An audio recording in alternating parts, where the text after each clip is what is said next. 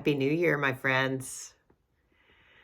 Rev Kathy here, coming to you from Bailey Island, Maine.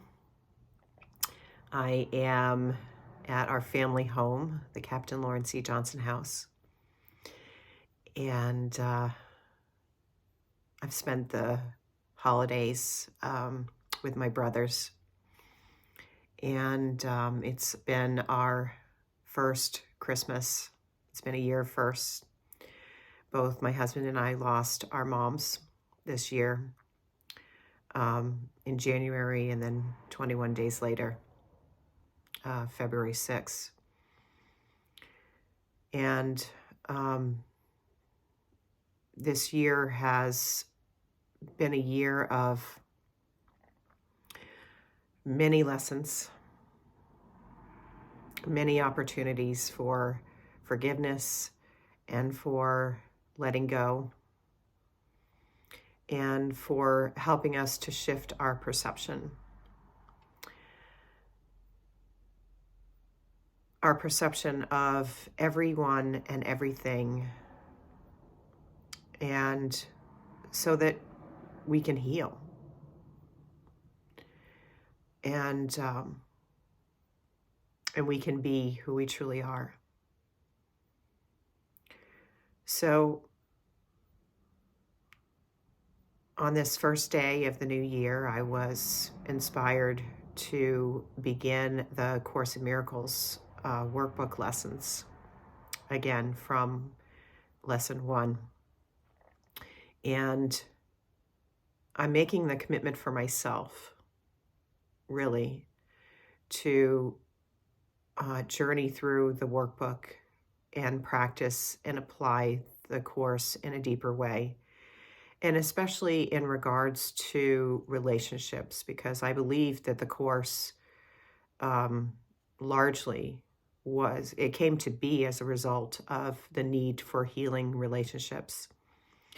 And it is my passion to help heal our relationships. And I believe that through that process of healing, we come to know ourselves and our source, our true identity. So there'll be more about that as the year goes by. But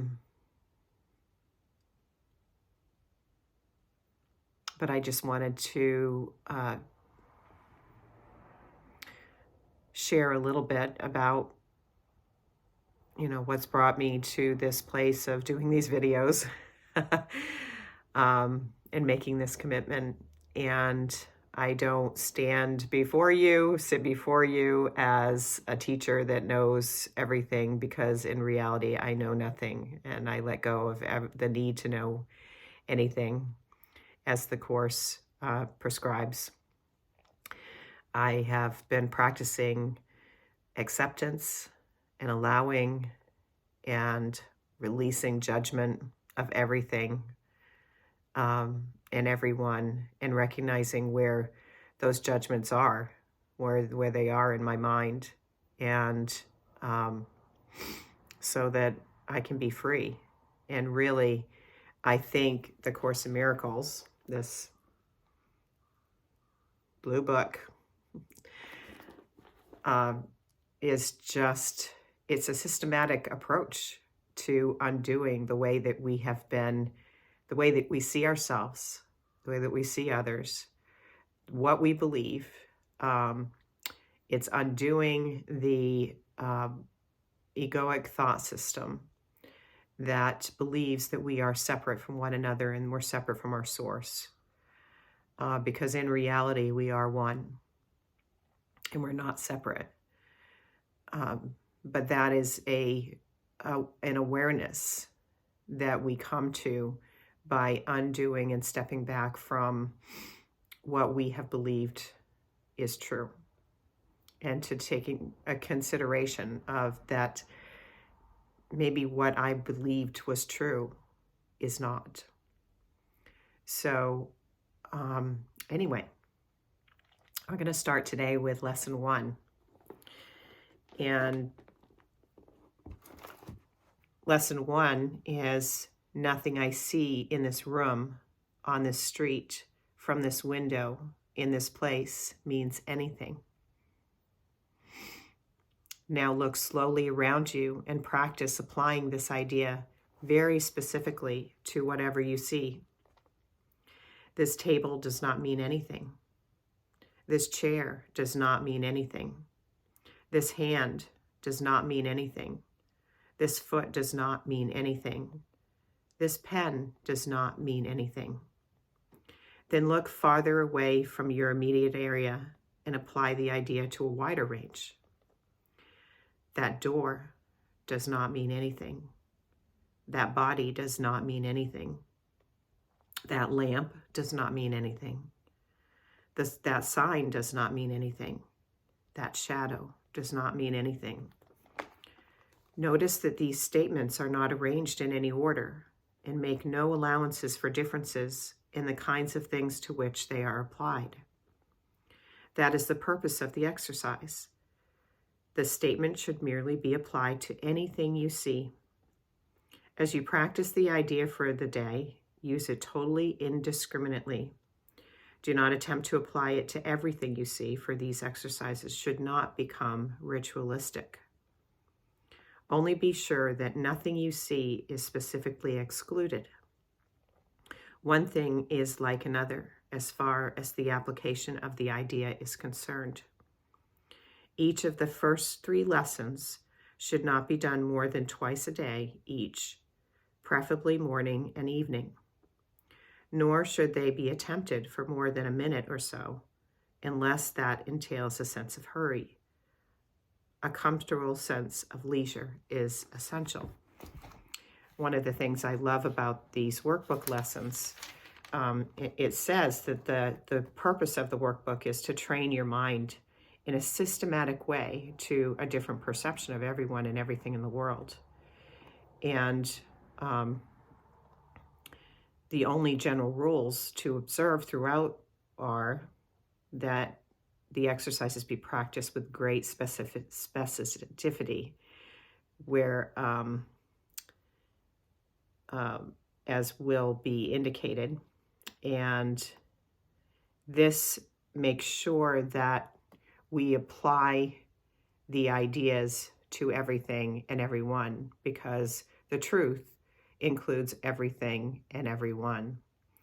And it's just our perception that it's our separated mind that tends to exclude certain things and certain people from the overall truth, which is really challenging. So while I was doing this lesson, reading that this morning, I was sitting in the living area in front of the fireplace, which my father built, in front of the table that is a coffee table that was made from my grandfather's lobster trap building bench. And all around me in this house is our family's history. And all of the objects, all of everything that I see. And I noticed that for the first time with this lesson that, wow, this is really can be challenging for me to let go of that. The idea of everything I see is neutral. And as we will see in the lesson 2 tomorrow, that all the meaning I give it, in and of itself, it means nothing. It is neutral. And that can be applied to every idea, every action, every object, every person. I mean, because we interpret based on what we believe. So that's it for today. and I will see you tomorrow. I look forward to journeying together because we are truly in this together. And I hope that these videos can be helpful. And I really just commit to speaking from my heart and sharing sharing whatever comes to me. And sometimes I might ramble. And I'm going to just trust that it is all for the higher good, and it's all truly helpful, because that is my intention. I love you. You are love. And I wish you a blessed day. Mwah.